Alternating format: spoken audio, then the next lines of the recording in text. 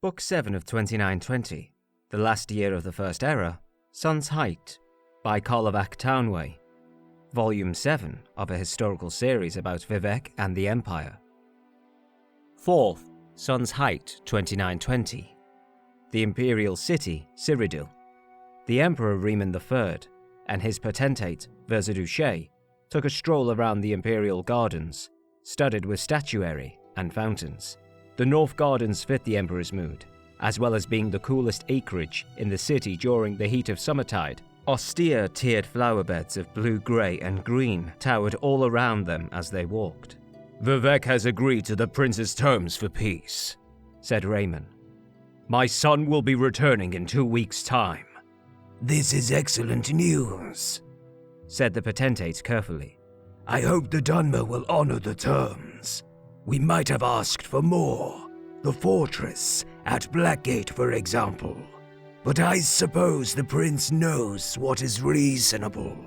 He would not cripple the Empire just for peace."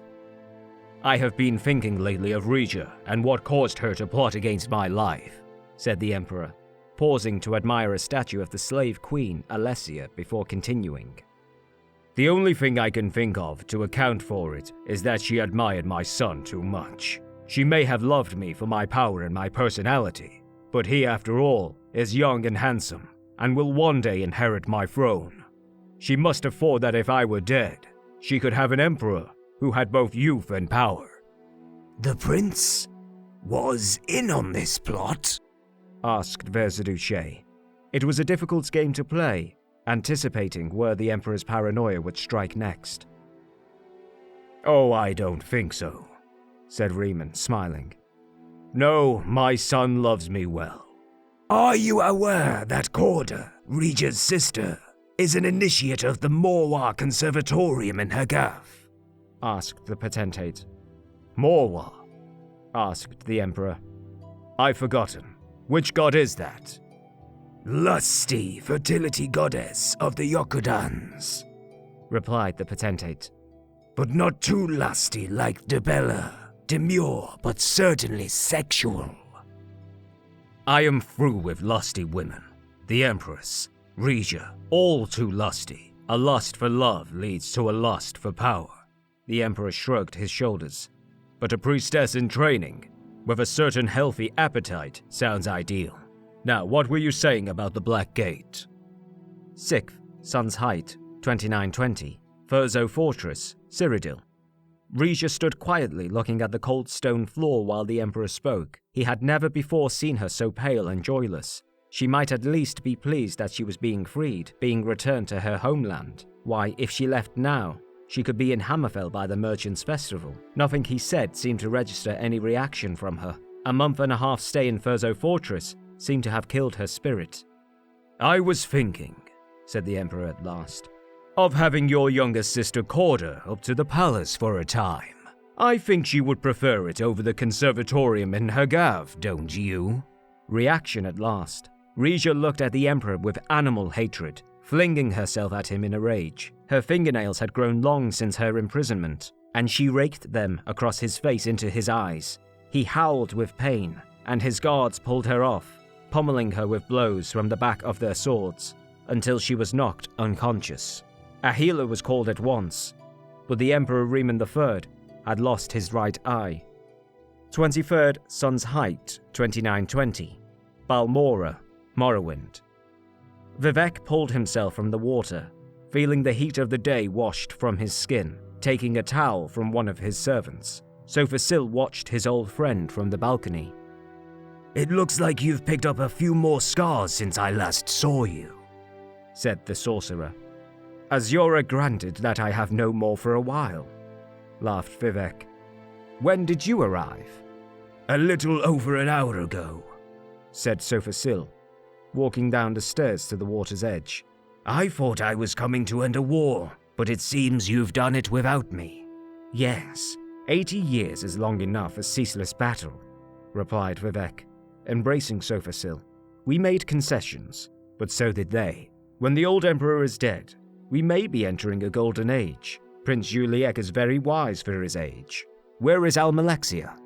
"Collecting the Duke of Mournhold They should be here tomorrow afternoon. The men were distracted at a sight from around the corner of the palace. A rider was approaching through the town, heading for the front steps. It was evident that the woman had been riding hard for some time. They met her in the study, where she burst in, breathing hard. "We have been betrayed!" she gasped. "The Imperial army has seized the Black Gate!" 24th Sun's Height, 2920, Balmora, Morrowind. It was the first time in 17 years that the 3 members of the Morrowind Tribunal had met in the same place since Sotha Sil had left for Artaeum. All 3 wished that the circumstances of their reunion were different. From what we've learned, while the prince was returning to Cyrodiil to the south, a second Imperial army came down from the north, said Vivec to his stony-faced compatriots. It is reasonable to assume Juliet didn't know about the attack. But neither would it be unreasonable to suppose that he planned on being a distraction while the Emperor launched the attack on Blackgate, said Sotha Sil.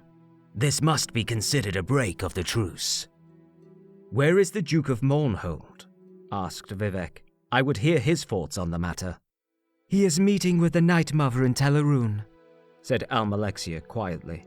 I told him to wait until he had spoken with you, but he said that the matter had waited long enough. He would involve the Morag Tong in outside affairs. Vivec shook his head and looked to Sotha Sil. Please do what you can. Assassination will only move us backwards. This matter must be settled with diplomacy or battle. 25th Sun's Height, 2920, Tel Aruhn, Morrowind. The Night Mother met Sotha Sil in her salon, lit only by the moon. She was cruelly beautiful, dressed in a simple silk black robe, lounging across her divan. With a gesture, she dismissed her red-cloaked guards and offered the sorcerer some wine. You've only just missed your friend, the Duke, she whispered. He was very unhappy, but I think we will solve his problem for him. Did he hire the Morag Tong to assassinate the Emperor? Asked Sotha Sil. You are straightforward, aren't you? That's good. I love plain-speaking men. It saves so much time. Of course, I cannot discuss with you what the Duke and I talked about. She smiled. It would be bad for business. What if I were to offer you an equal amount of gold for you not to assassinate the Emperor? The Morag Tong murders for the glory of Mafala and for profit, she said, speaking into her glass of wine. We do not merely kill. That would be sacrilege. Once the Duke's gold has arrived in 3 days' time, we will do our end of the business, and I am afraid we would not dream of entertaining a counter-offer. Though we are a business as well as a religious order, we do not bow to supply and demand, Sotha Sil. 27th Sun's Height, 2920, the Inner Sea, Morrowind. Sotha Sil had been watching the waters for 2 days now, waiting for a particular vessel, and now he saw it, a heavy ship with the flag of Mournhold. The sorcerer took the air and intercepted it before it reached harbor. A coal of flame erupted over his figure, disguising his voice and form into that of a Daedra. Abandon your ship, he bellowed, if you would not sink with it.